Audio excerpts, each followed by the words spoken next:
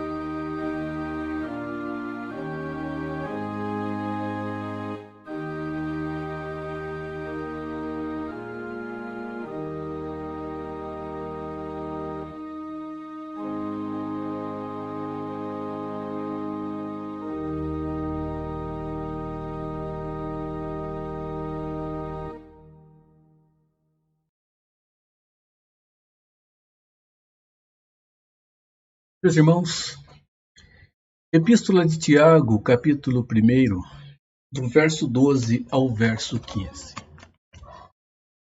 As Escrituras Sagradas dizem assim: Bem-aventurado o homem que suporta com perseverança a provação, porque depois de ter sido aprovado, receberá a coroa da vida, a qual o Senhor prometeu aos que o amam. Ninguém ao ser tentado diga: sou tentado por Deus, porque Deus não pode ser tentado pelo mal, e Ele mesmo a ninguém tenta. Ao contrário, cada um é tentado pela sua própria cobiça, quando esta o atrai e seduz. Então, a cobiça, depois de haver concebido, dá à luz o pecado, e o pecado, uma vez consumado, gera a morte. Amém. Nosso Deus, o Senhor tem nos dado tudo aquilo que nos é necessário como teus filhos para enfrentarmos as lutas, enfrentarmos as provações, enfrentarmos as tentações e sairmos vitoriosos. Louvado seja o teu nome, porque é através da tua misericórdia e da tua graça manifesta a nós que isso se torna possível. Nos ilumine, Senhor, em mais um momento de estudo da tua palavra nesta noite.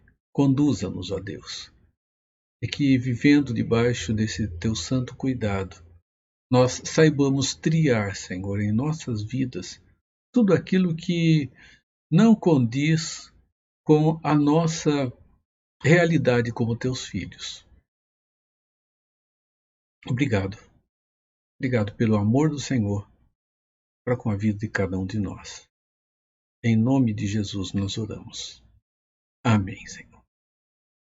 Meus irmãos, vamos adorar ao nosso Deus cantando um hino e depois nós voltamos para continuar o estudo da palavra do Senhor.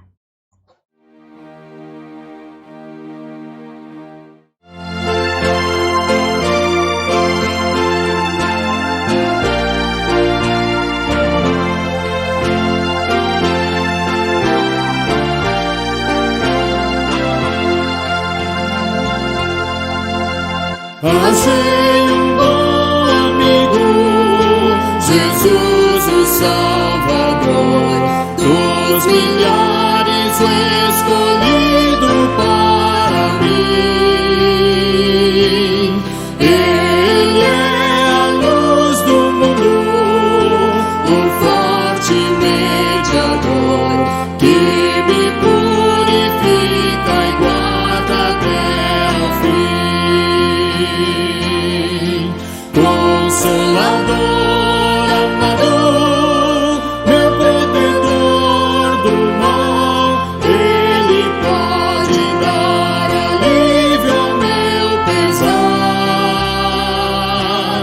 Ele é a luz do mundo, a estrela da manhã, dos milhares escolhido para mim. Levou minhas dores todas, as mágoas me entreguei, nele tenho firme abrigo em tentação. Deixei por ele tudo, os ídolos queimei, ele fez-me puro e santo coração. Que o mundo me abandone, persiga o tentador, meu Jesus me guarda até da vida ao fim. Ele é a luz do mundo, a estrela da manhã, dos milhares o escolhido para mim.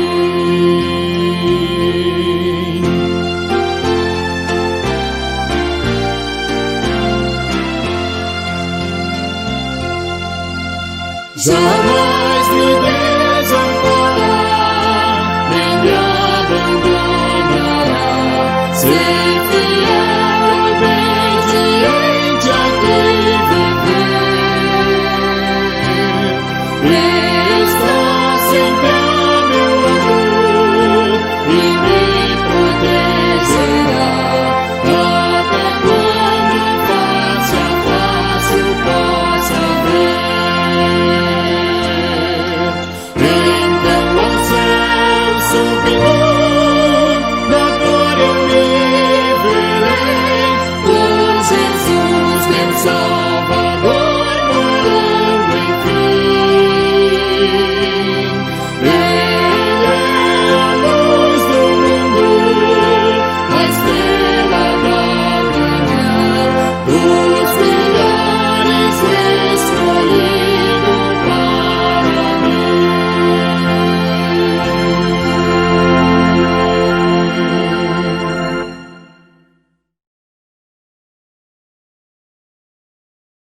Nós temos falado nesses últimos estudos sobre a glorificação, sobre o final dos tempos, sobre a instalação do povo de Deus no novo céu e na nova terra.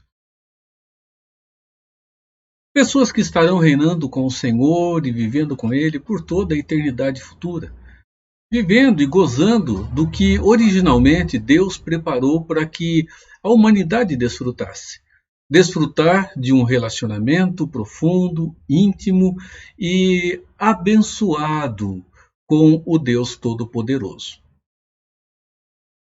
Meus irmãos, um dilema se instala no coração humano quando olhamos para as Escrituras Sagradas e vemos que ela nos afirma que haverá uma separação entre dois grupos.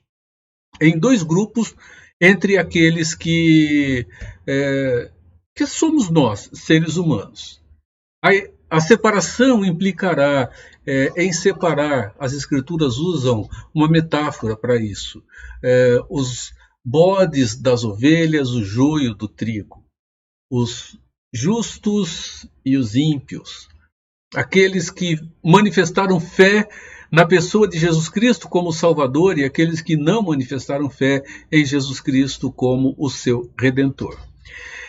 E o dilema que se instala, ele envolve a seguinte questão: se no céu não haverá, ou no novo céu e na nova terra, não haverá sofrimento, como é que nós viveremos a ausência de pessoas que nós amamos agora, mas que não são trigo de fato, são joio, que não são ovelhas de fato, são bodes, que não são os da fé, são aqueles que negligenciaram a fé redentora em Cristo Jesus. Como é que nós vamos suportar a situação de saber que estamos no gozo e outros estarão em sofrimento, e pessoas que nós aprendemos a amar profundamente? Alguns têm preferido não pensar sobre isso.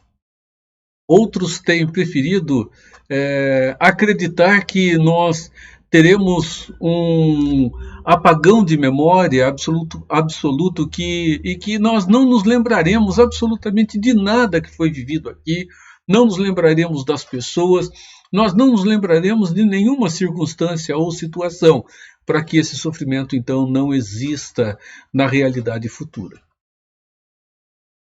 Irmãos, são tentativas de explicar ou de justificar para si mesmo a questão da ausência de pessoas que amamos. Anteriormente, eu fiz a afirmação de que parece-nos incoerente pensarmos que haverá um apagão absoluto e completo em nossa memória e não nos lembraremos de nada. É incoerente porque, se isto acontecer, nós não saberemos dar valor e o devido valor à redenção de Deus, porque nós não nos lembraremos do pecado, nós não nos lembraremos da rebeldia contra Deus, nós não lembraremos do valor que foi pago para que houvesse o resgate e pudéssemos estar na eternidade futura. Nós não valorizaríamos a própria pessoa do Senhor Jesus, existindo em carne como pessoa por toda a eternidade futura. Haverá lembrança, haverá memória. E olhando para as Escrituras, quando ela diz que para nós, essencialmente, o que dá sentido à vida é amar, e amar a Deus sobre todas as coisas, depois amar ao próximo da mesma forma como nós amamos a nós mesmos. Irmãos, livres do peso do pecado, pecado que envolve o nosso sentimento, pecado que tomou conta do nosso pensamento, pecado que envolveu todas as nossas faculdades como ser humano. Livres de tudo isso, nós entenderemos perfeitamente a justiça de Deus, entenderemos perfeitamente a profundidade do amor de Deus e nós amaremos de fato a Deus acima de todas as coisas, o que para nós hoje é uma dificuldade. E quando isso acontecer, nós entenderemos que o ato de pessoas que nos relacionamos aqui e não estarão na realidade futura vivendo com o Senhor, entenderemos de maneira muito clara o seu ato de rebeldia contra Deus, a justiça de Deus aplicada sobre eles, e entenderemos o quanto ferimos a santidade de Deus como pessoas derivadas, vindas e geradas em pecado. Irmãos, é a perfeição de Deus que nos dará a conhecer tudo isso. A conhecer de maneira justa a justiça manifesta de Deus, de reconhecer a ofensa que criamos, que houve em nós contra a santidade do Deus Todo-Poderoso, e nós entenderemos perfeitamente o preço pago por aqueles que não estarão diante do Senhor, olhando para a própria pessoa de Cristo Jesus. Falando sobre isso, alguns textos das Escrituras afirmam que haverá grupos de pessoas que não estarão presentes no novo céu e na nova terra. Os ausentes no novo céu e na nova terra. E é sobre isso que eu quero conversar um pouco com cada um de vocês, meus irmãos, por aqui nesta noite. Nós vamos falar um pouco sobre os ausentes na nova terra. Né? Lembrando que quando falamos em nova terra, nós falamos na terra restaurada, Deus estabelecendo aqui, agora, na nova terra, o seu governo, o governo que hoje acontece no céu, o lugar onde Jesus está e está preparando morada para todos aqueles por quem ele veio e pagou o preço da redenção. Alguns textos das Escrituras nos falam desses grupos de pessoas. Eu quero citá-los, ou citar pelo menos alguns deles que nos ajudarão a entender essa questão aqui juntos. Apocalipse 21:8 diz o seguinte: Mas quanto aos medrosos, aos incrédulos e aos abomináveis, e aos homicidas, e aos adúlteros, e aos feiticeiros, e aos idólatras, e a todos os mentirosos, a sua parte será no lago ardente de fogo e enxofre, que é a segunda morte.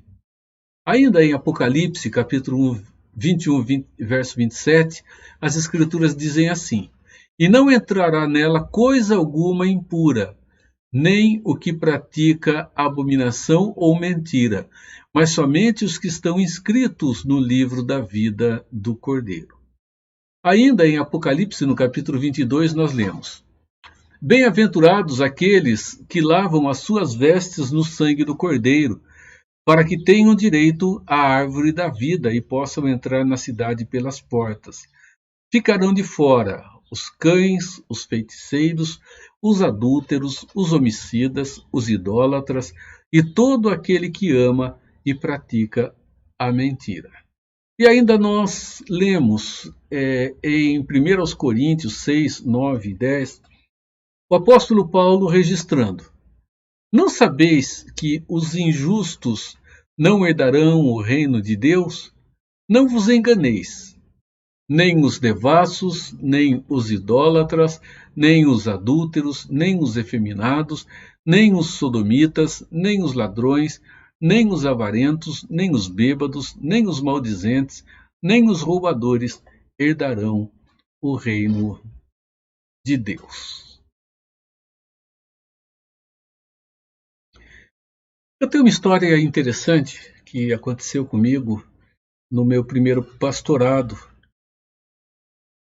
A história da Dona Luzia.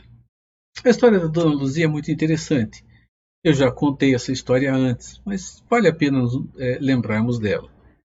Ela tem um filho. Esse filho era um policial militar, e um policial militar em começo de carreira na cavalaria.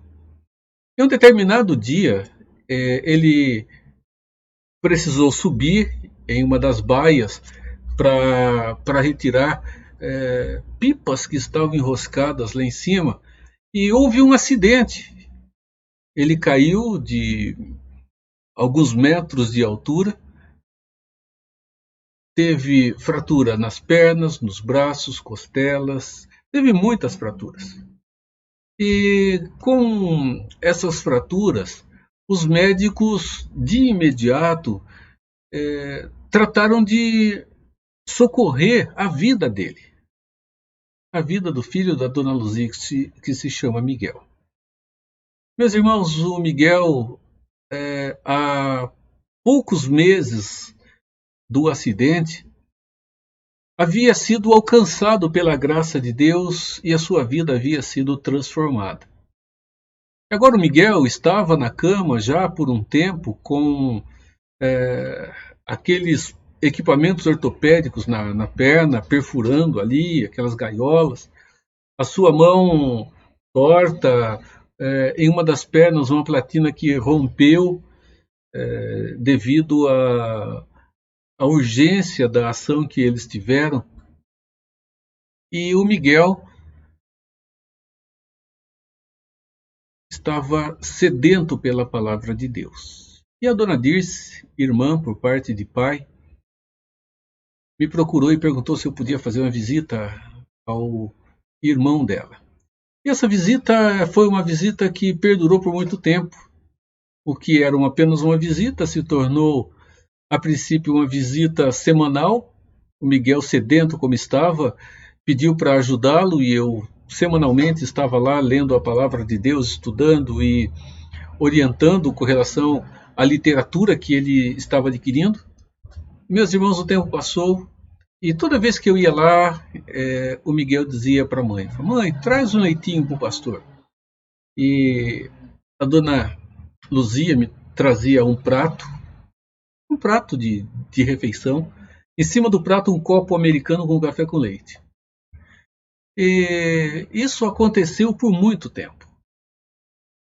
Irmãos, ali enquanto eu estudava a palavra de Deus com o Miguel, a dona Luzia ficava na cozinha e depois ela me disse que quando ela ouvia ela dizer o filho chamar pela mãe e dizer: mãe, traga um leitinho para o pastor, ela disse que tinha muita raiva. Tinha muita raiva e ela ficava muito brava com isso. Mas procurava não demonstrar muito e trazia o leitinho para o pastor. E, meus irmãos, enquanto estudava a palavra de Deus com o filho dela, ela na cozinha ouvia tudo. E era alguém de formação católico-romana muito forte.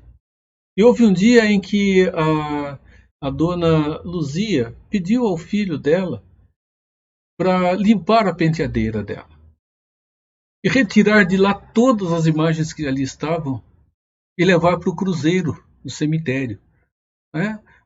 A cruz onde pessoas vão para acender velas, deixar algumas oferendas e fazer as suas orações.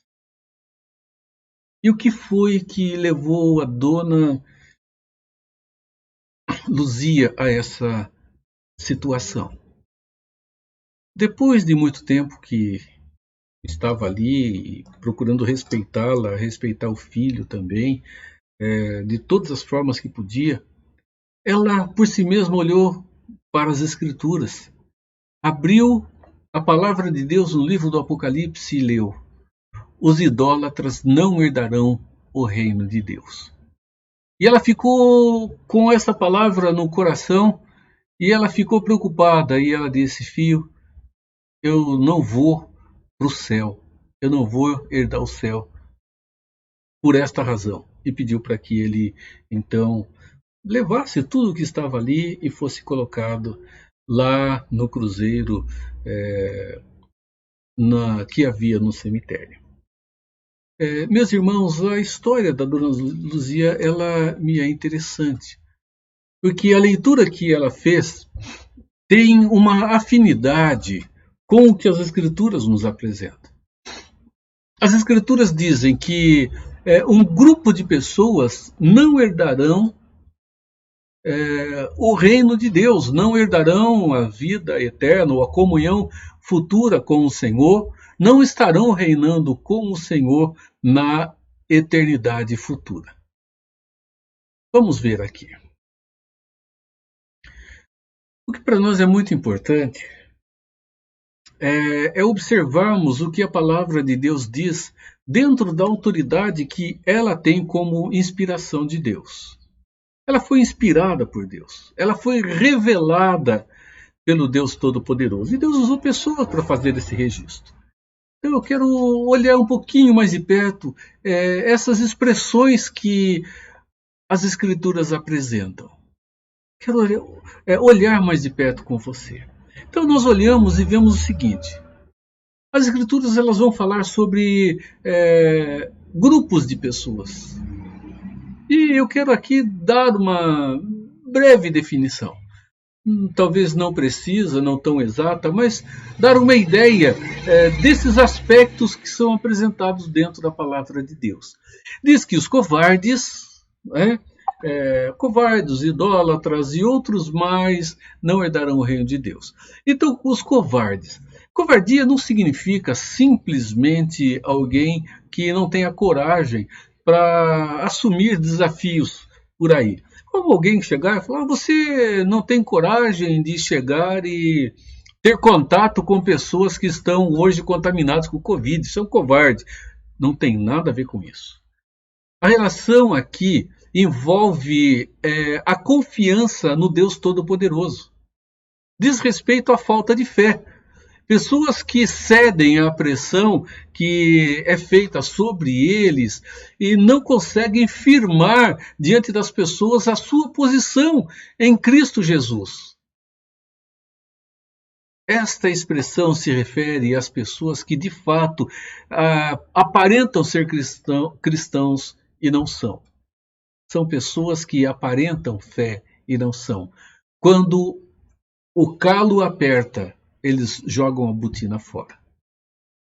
Os incrédulos, primeiro, aqueles que têm uma aparente fé.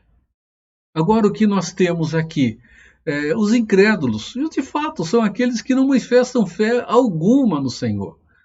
A falta de fé na pessoa de Cristo Jesus como Redentor leva direto ao caminho da condenação eterna. Meus irmãos, não é dizer que tem fé, é entender e acreditar que Jesus veio, que ele pagou a nossa dívida diante do Pai e que essa dívida foi paga nos dando a condição para estarmos ligados agora ao Senhor e nos sujeitarmos ao senhorio da pessoa de Cristo como o nosso Senhor. Os covardes, os incrédulos, os abomináveis, aquilo que pratica tudo o que é odioso e detestável aos olhos de Deus. E essa palavra abominável, olhando para o Velho Testamento, ela nos dá a ideia. Quando diz que idolatria, quando diz que certas práticas de relacionamento, quando diz que o pecado é abominação ao Senhor, isso envolve tudo aquilo que, de maneira muito direta, o próprio Deus diz, isso a mim é abominação. Nós continuamos olhando esta lista e vemos aqui as Escrituras falando sobre os assassinos. Como nós podemos defini-los? São aqueles que maquinam formas para chegar e tirar a vida de alguém. Esses são os assassinos. Aquele que de alguma forma quer colocar fim à vida de alguma pessoa. Esses também não herdarão o reino de Deus. Os impuros. Essa palavra ela tem um alargar de sentido dentro do pecado que nós chamamos de pecado sexual.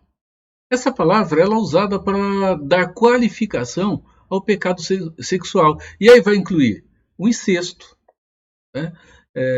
vivência de intimidade entre mãe e filhos e por aí vai, o adultério, a sodomia, a bestialidade que envolve os atos com animais, pessoas que não estão casadas e que se relacionam umas com as outras. Esses são, olhando para as Escrituras dentro do contexto onde essa palavra vai surgir, mostrando que essas pessoas elas estão qualificadas a não estar na nova terra, não estar no novo céu.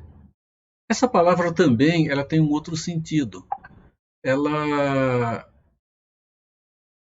mostra a nós a questão do relacionamento com Deus, porque ela fala de idolatria, ela se refere também ao adultério. Diz que o povo de Deus é um povo adúltero, né, olhando lá para o Velho Testamento. É uma palavra que aparece muito no Velho Testamento. Significa que o povo de Deus deixou a sua relação de fidelidade para com o Senhor. Então, os assassinos, os impuros, os feiticeiros. Aí nós temos aqui uma categoria que pode parecer não existir mais no nosso tempo, mas que ela está viva, está presente, está remodelada, está aí de cara nova, né? Ela está aí com uma nova roupagem. Os feiticeiros são aqueles que manipulam elementos químicos, drogas. Não é uma referência a farmacêutico aqui, tá? Absolutamente. Não diz respeito a um farmacêutico, a quem tem farmácia de manipulação, a quem se especializou nessa área. Não. São pessoas que envolvem-se em misturas de elementos químicos, naturalmente, com o intuito de realizar algum tipo de encantamento, de magia, algum tipo de ação que traga sobrenaturalmente, através deste ato, deste ritual que se soma às misturas que ali estão, fazendo com que pessoas que são, de maneira muito simples, crédulas em tudo isso, levá-las ou envolvê-las de forma que acreditam que aquilo pode trazer um resultado positivo para suas vidas. Então são pessoas que envolvidas aqui, poção mágicas e encantamentos. Parece uma coisa de história do Walt Disney, né? Maga patológica, Madame Mim, ou algumas outras coisas assim da televisão. Mas ainda existem, meus irmãos. Feiticeiros modernos, bruxas e bruxos modernos estão por aí e estão realizando encantamentos, poções, com o intuito de enganar essas pessoas que não são cautelosas, que não são tão prevenidas com relação a tudo isso. E nós vemos quanta enganação existe, ou quanta tentativa de enganação. Nós vemos, irmãos, quanta manipulação há de elementos tentando enganar pessoas, ou envolver pessoas, ou fazer com que elas creiam que aqueles atos, de fato, são atos mágicos, são atos miraculosos e que trarão resultados. Os feiticeiros também não herdarão o reino de Deus. Os idólatras, né, incluía toda manifestação de cultos que não fossem a Deus. Simples. Idolatria envolve todo tipo de manifestação de adoração que não seja ao Deus Todo-Poderoso. É por isso que as Escrituras dizem que nós criamos ídolos dentro do nosso próprio coração. Porque nós criamos situações onde nós tornamos a nós mesmos os nossos ídolos. As Escrituras dizem que os idólatras não herdarão o reino de Deus, e incluía toda a manifestação de culto que não fosse ao Deus Todo-Poderoso. Observem Apocalipse 9, 20 e 21. Os outros homens que não foram mortos por outras pragas não se arrependeram das obras das suas mãos, para deixarem de adorar aos demônios e aos ídolos de ouro, de prata, de bronze, de pedra e de madeira, que nem podem ver, nem ouvir e nem andar. Também não se arrependeram dos seus homicídios, nem de suas feitiçarias, nem da sua prostituição, nem dos seus furtos. Eles praticam cultos a deuses que não são deuses. Irmãos, esses serão lançados no lago de fogo e enxofre, esses que não se arrependeram dos pecados cometidos contra Deus. Esses não terão lugar no novo céu e na nova terra.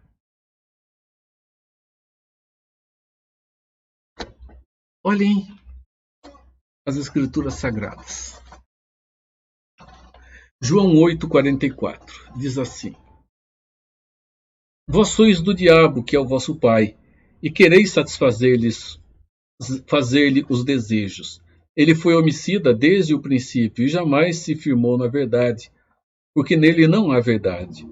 Quando ele profere mentira, fala do que lhe é próprio, porque é mentiroso e pai da mentira. Os mentirosos também não herdarão o reino de Deus. E como podemos defini-los? Dessa forma. Desde que aconteceu a queda, desde que houve a desobediência da humanidade em Adão, irmãos, nós observamos que a ordem natural do que Deus estabeleceu foi invertida. O que é falso tomou lugar daquilo que é verdadeiro. As coisas falsas, elas têm se colocado como verdadeiras, e as verdadeiras como falsas. Irmãos, o amor pela mentira tem aumentado e tem, dia a dia, mostrado que o amor pela verdade vai se tornando cada dia menor. E as Escrituras nos mostram a razão no texto que li ainda há pouco. Simples, depois, meus irmãos, de Adão e Eva, nós nos tornamos sujeitos àquele que é o grande mentiroso, o pai da mentira. E desta forma, toda a raça humana se tornou sujeita à sua vontade. Tem uma frase que diz que é popular, né? Está fazendo do jeito que o diabo gosta. Irmãos, é assim. De fato, muitas vezes, muitas ações, elas acontecem dessa maneira. Acontecem não da forma como Deus estabeleceu e quer que aconteça, mas acontece da forma como, de fato, Satanás quer que ela aconteça, de forma que ele quer que venha a ser realizada. E nisso ele acaba sendo exaltado e fica feliz, né? Interessante a Escritura dizendo que por natureza nós somos filhos da ira, que por natureza agora, nascidos em pecado, a nossa vontade é fazer a vontade de Satanás e não a vontade de Deus. Ou seja, o desejo do coração do homem é pecar. O desejo do coração do homem é fazer aquilo que não agrada o Senhor. É mentira e por aí vai. O que faz com que isto se torne diferente, meus irmãos, é a mudança que há no coração quando Deus torna-nos pessoas ligadas a Ele e torna-nos seus filhos. Vejam só. Há uma expressão que ela, às vezes, ela surge como uma expressão muito depreciativa. Mas essa expressão, ela aparece dentro das Escrituras de maneira simbólica, é uma metáfora para qualificar um determinado tipo de pessoas. As Escrituras dizem que os cães não herdarão o reino dos céus. É evidente que nós não estamos falando no animal cachorro. Não é uma relação a ele, mas é uma metáfora para se referir a um tipo de pessoa que pratica, que leva, que carrega consigo uma vida de profunda impureza. Alguns exemplos, vejam. Deuteronômio 23:18. Não haverá dentre as filhas de Israel quem se prostitua no serviço do templo, nem dentre os filhos de Israel haverá quem o faça. Não trarás o salário da prostituta, nem o aluguel do sodomita para a casa do Senhor teu Deus, por qualquer voto, porque uma e outra coisa são igualmente abomináveis ao teu Senhor. Vejam esta relação e olhem o que as Escrituras falam. A sodomia envolvia a prática da prostituição, a relação homossexual, perversão moral, perversão da vida dentro dos valores, dos princípios éticos até mesmo, no que diz respeito à sexualidade. Olhem só. Acautelai-vos dos cães, acautelai-vos dos maus obreiros, acautelai-vos da falsa circuncisão. Há uma condenação que aparece nas Escrituras de maneira muito séria sobre os falsos obreiros. Os obreiros são aqueles, meus irmãos, que torcem a revelação divina de forma a fazer com que os seus interesses, então, sejam satisfeitos. Isaías fala sobre isso e mostra que aqueles proclamadores,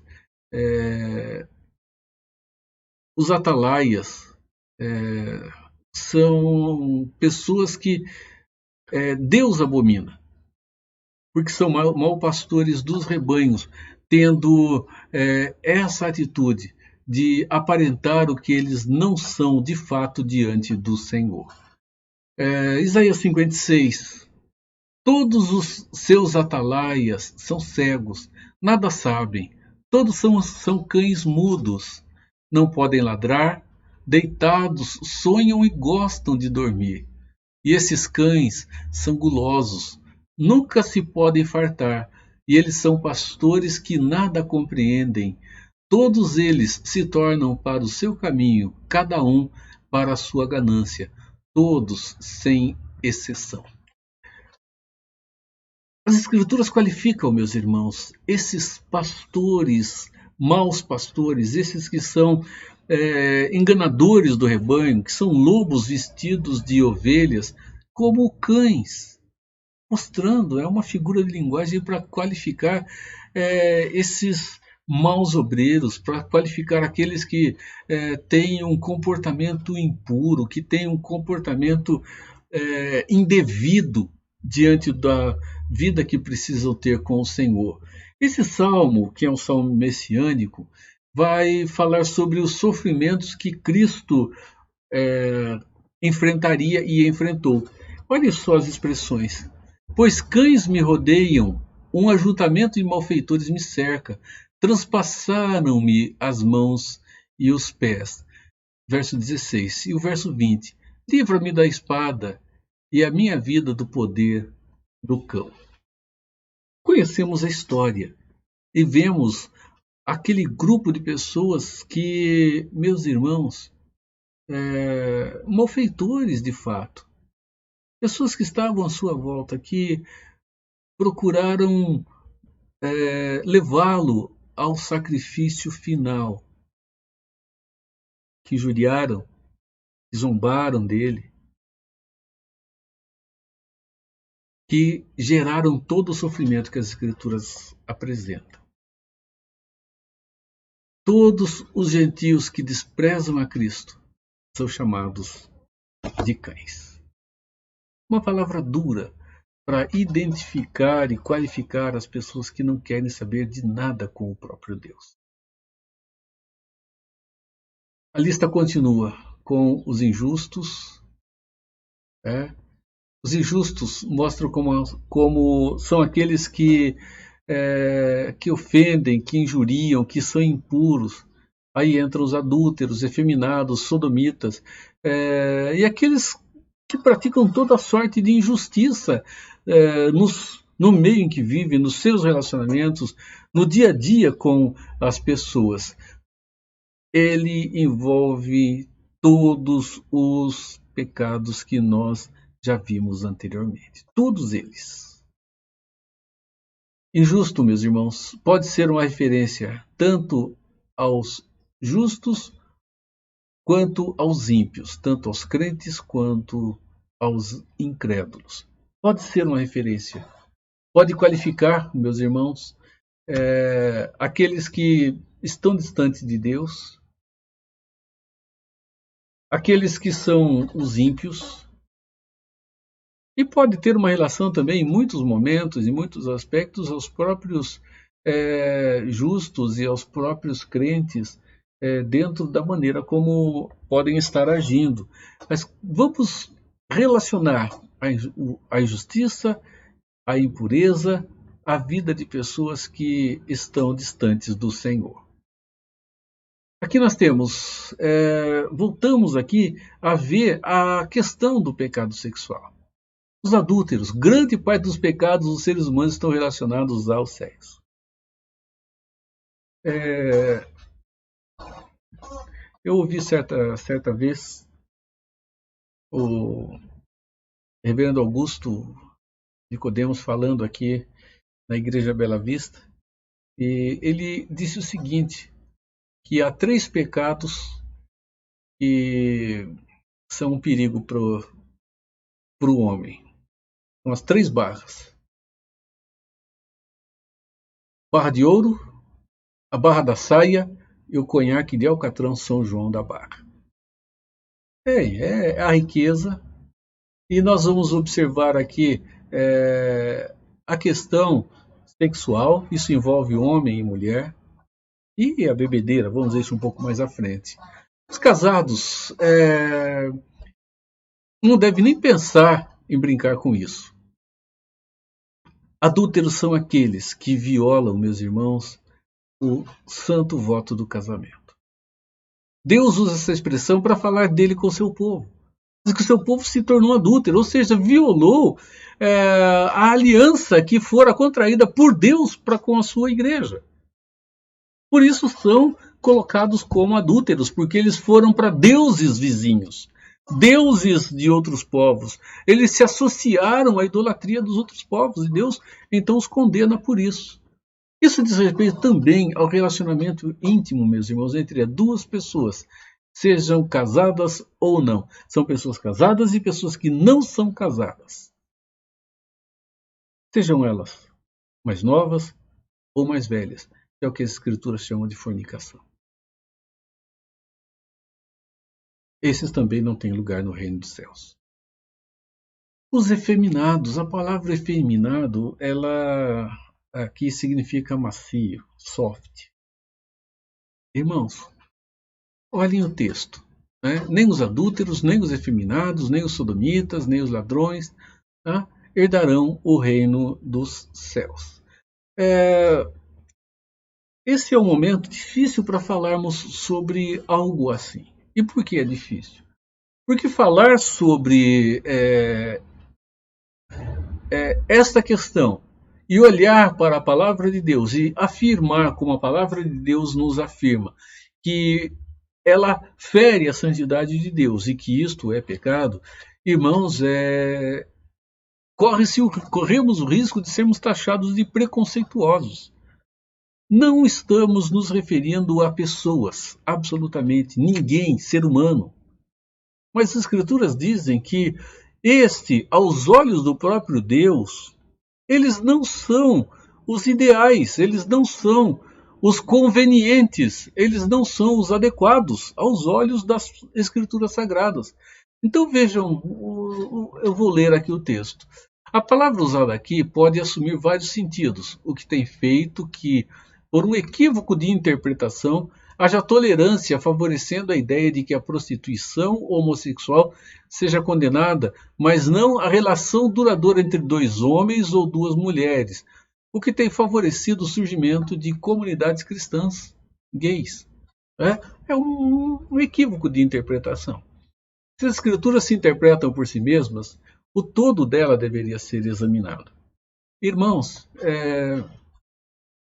pessoas podem formar suas comunidades sem problema algum. Pessoas têm a liberdade de tomar rumos em suas vidas. Nós não temos o direito de chegar e condenar uma pessoa por uma escolha. Por outro lado, meus irmãos, nós não precisamos concordar ou sermos coniventes dizendo que agora a escolha que a pessoa fez condiz com as Escrituras porque nós amamos a pessoa como ser humano. Aquilo que as Escrituras dizem ser pecado, será pecado, independente do tempo, da época e das pessoas. O que Paulo está querendo afirmar é que a prática homossexual entre homens, vamos entender aqui também a mulher, quer monogâmica ou não, ela é pecaminosa e passível de condenação se não houver arrependimento. Não diz aqui que estes não herdarão o reino dos céus, o reino de Deus, afirmação da própria Escritura Sagrada. Paulo afirma que o procedimento sodomita é condenado, podendo aqui apresentar ato forçado entre dois homens, né? A questão do estupro entre pares. E continua, os ladrões e os roubadores, vejam o texto, né, que já tomamos aqui por referência, nem os ladrões nem os roubadores herdarão o reino de Deus. Ladrões, não é? Veja o comentário de João Calvino. O termo ladrão deve ser atribuído àqueles que tiram vantagem de seus irmãos por qualquer espécie de fraude ou de artifício secreto. Né? Roubar não é só tomar à vista, mas qualquer pessoa que quer tirar vantagem dos seus irmãos, segundo Calvino apresenta, usando uma fraude ou subterfúgio ou uma artimanha, Calvino diz que essa pessoa é uma ladra. Aumenta mais e mais em nossos dias aquele que tem usado o nome de crente com aspas, que estão envolvidos com a igreja e que estão usando argumentos e artifícios para poder tomar posse daquilo que é da própria igreja. Já os roubadores, meus irmãos, segundo Calvino, são aqueles que violentamente se apoderam dos bens ou de riqueza dos outros. Então, aqui ele faz uma distinção. O ladrão é aquele que arruma um jeito para tomar ou levar vantagem sobre o outro. Os ladrões, os roubadores, são aqueles que, com violência, tomam o bem de uma outra pessoa. Os avarentos, né, também não vão herdar o reino de Deus. A avareza, a mesquinhez, ela está relacionada, meus irmãos, com o desejo obsessivo e muito intenso de ter coisas que são dos outros. Né?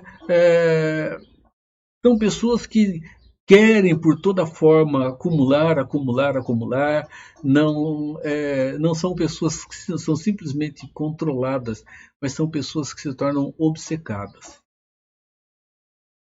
Olhem o texto. São pessoas que chegam ao ponto de impedir ou esforçarem-se para que o outro também não tenha aquilo que eles querem. É querer o do outro e não querer que o outro tenha. A avareza é o desejo desenfreado de ter mais, sem nunca se contentar. Alguns talvez se lembrem do tio Patinhas, do Walt Disney. Tinha o seu cofre forte, cheio de moedas, e os irmãos Metralha, querendo roubar, esse homem ficava desesperado.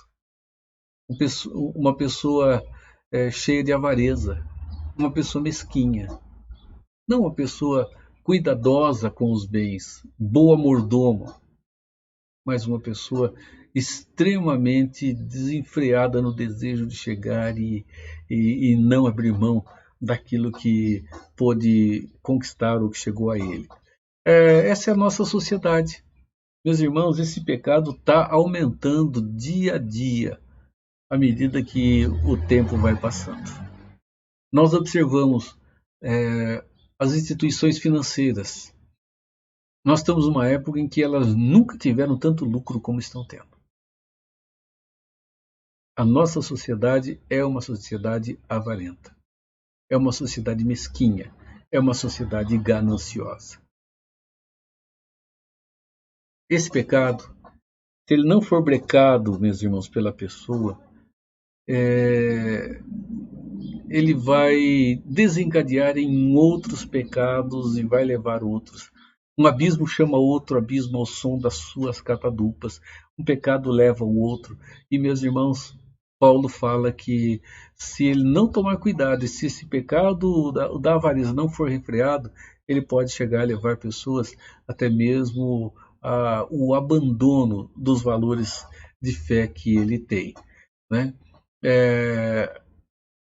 A Bíblia diz que a avareza também é idolatria. Vamos lembrar disso. Os bêbados.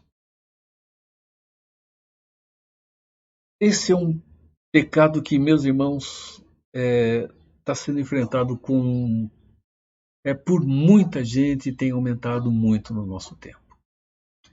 Já há alguns anos atrás, eu creio que uns 3, 4 anos, fizeram um levantamento e nesse levantamento chegaram à conclusão que hoje o brasileiro consome muito mais por litro de bebida alcoólica do que algumas décadas atrás. E as mulheres têm aumentado muito o seu nível de consumo. Meus irmãos,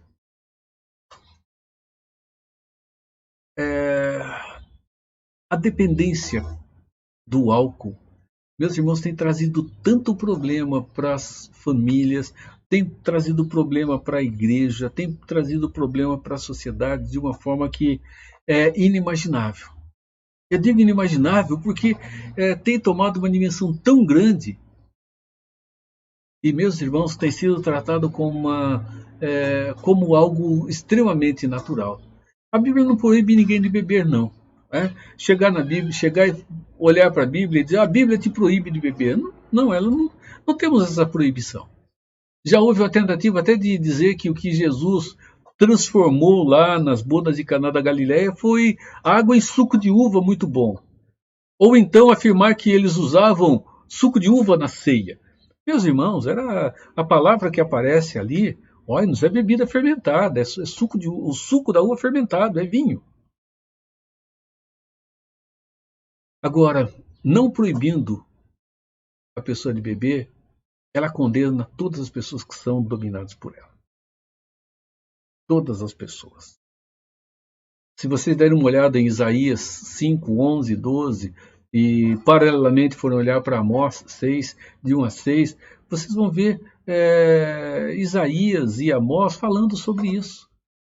E ainda está lá, né, como parte da obra da carne, ou das obras da carne. Irmãos, beber só traz prejuízo. É um pecado que traz destruição para a pessoa, fisicamente, para a família, porque ela desagrega, ela desfaz o bom nome da pessoa e ela também traz prejuízo à comunidade local. E lembre, não herdarão o reino de Deus. Paulo afirma que os que são de Deus não devem nem estar misturados com essas pessoas. Não comam e não bebam com essas pessoas que estão vivendo toda essa questão de idolatria, estão vivendo toda essa questão de bebedice, essa questão de dependência. E, meus irmãos, vamos lembrar que o maldizente é aquela pessoa dura de língua, dura na avaliação que faz das outras pessoas, que quando fala, pronuncia palavras amargas. São pessoas que têm uma língua venenosa. São pessoas que tratam com desprezo ou desdém as outras pessoas.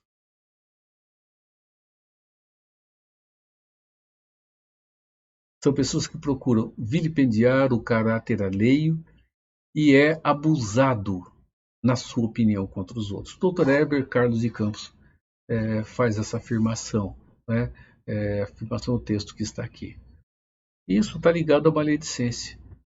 Infelizmente, meus irmãos, a falta de entendimento desta palavra tem levado muitas pessoas a não considerar isso como algo grave, algo que realmente traz muitos e muitos prejuízos. Todas essas qualificações que aparecem aqui e dizem que não vão herdar a nova terra, não estarão presentes com Deus na eternidade futura, qualificam, meus irmãos, as pessoas que são ímpias, as pessoas que não têm relacionamento com Deus, pessoa que pode até ter uma aparência religiosa, mas que não tem de fato afinidade e profundidade de vida com Deus. Não foram remidas, não foram salvas pelo poder da cruz. Olharmos para essas pessoas e entender que elas são assim porque estão sujeitas ao pecado e escravizadas por ele. Sabe o que é mais difícil? É olharmos, meus irmãos, para pessoas que estão em Cristo. E ainda, como Paulo diz, Não estão mais na carne, mas querem e continuam vivendo como se ainda estivessem. Pessoas que acham que uma vida de intimidade promíscua é natural. Uma pessoa que não se importa em falar o que vem à língua. Pessoas que veem a oportunidade para tirar vantagem sobre os outros. Pessoas que adulteram. Pessoas que têm no seu coração uma fábrica enorme de ídolos. Irmãos, lembrem-se que aqueles que estão sem o Senhor não vão herdar o reino dos céus e terão que prestar contas ainda. Aqueles que estão com o Senhor vão herdar o reino dos céus, mas terão que prestar contas também. Isso nunca pode ser esquecido. Então lembre-se, leve-se em consideração. Tenha diante de Deus uma análise, uma avaliação constante da própria vida.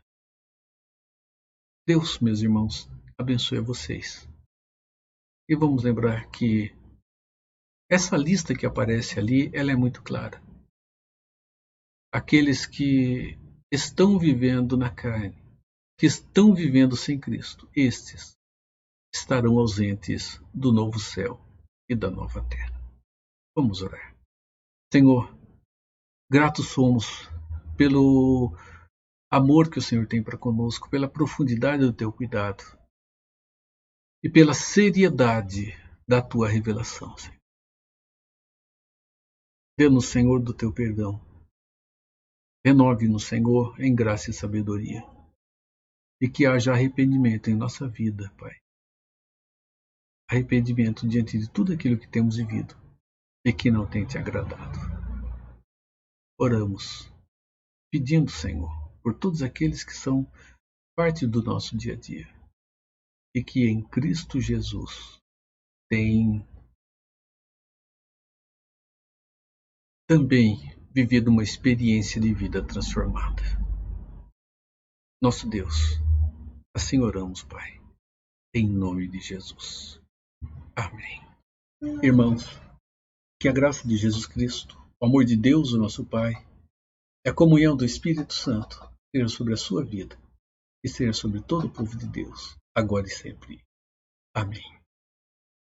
A vocês que aniversariam durante este mês, a nossa homenagem, né? Que Deus lhe dê um caminhar de novo ano renovado com os seus santos cuidados. Mais uma vez, a nossa homenagem como igreja a você. Queremos dedicar essa música a você, aniversariante de hoje. Deus te abençoe. Parabéns pra você. Parabéns pra você. Hoje está fazendo mais um ano que você está vivendo. Hoje é seu aniversário, é motivo de alegria. Nós também regozijamos. Deus foi bom para você.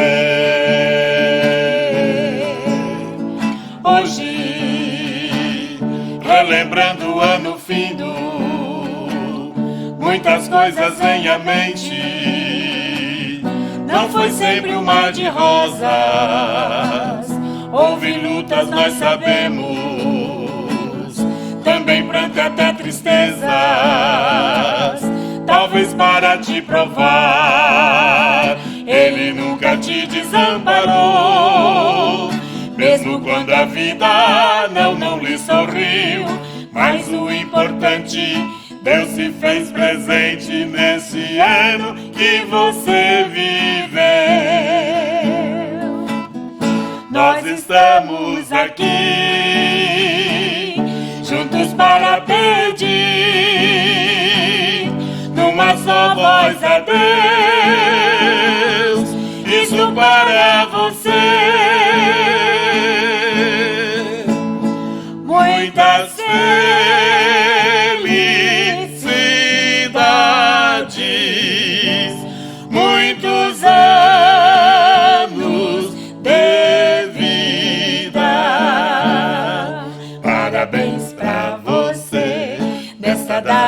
minha querida, muitas felicidades, muitos anos de vida, com Deus ao seu lado, no novo porvir.